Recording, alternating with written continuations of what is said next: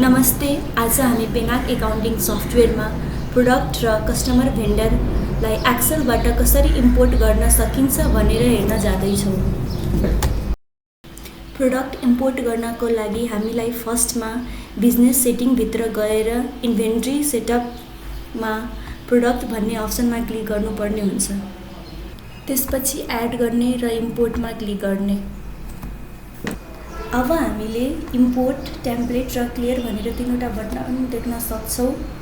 टेम्प्लेटमा click गरेर हामीले template download गर्न सक्छौँ। यो हामीले भर्खरै डाउनलोड गरेको टेम्प्लेट हो। अब हामीले यसमा रेड हेडिङ भएको सबै फिल्डहरू कम्पलसरी फिलअप गर्नुपर्ने हुन्छ। यो फिल्डहरूमा के राख्ने भनेर हामीले डिस्क्रिप्सन ट्याबमा गएर डिटेलली हेर्न सक्छौँ। अहिले मैले प्रोडक्टहरूको लागि एउटा एक्सेल सिट रेडी पारिसकेको छु। इम्पोर्ट गर्नको लागि फर्स्टमा इम्पोर्टमा क्लिक गर्ने, त्यसपछि फाइल सिलेक्ट गर्ने, त्यसपछि इम्पोर्ट गरिदिने।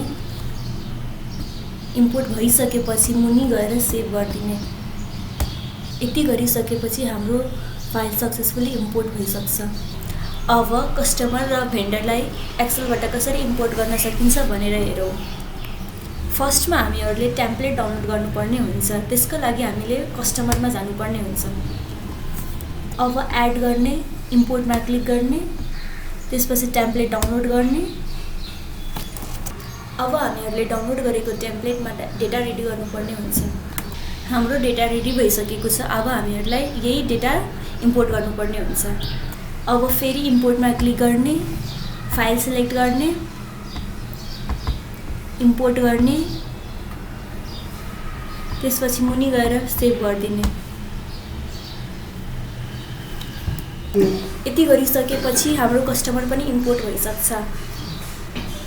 यसरी नै हामीले पेनाक एकाउन्टिङ सफ्टवेयरमा प्रोडक्ट, कस्टमर र भेन्डरलाई एक्सेलबाट इम्पोर्ट गर्न सक्छौँ। धन्यवाद।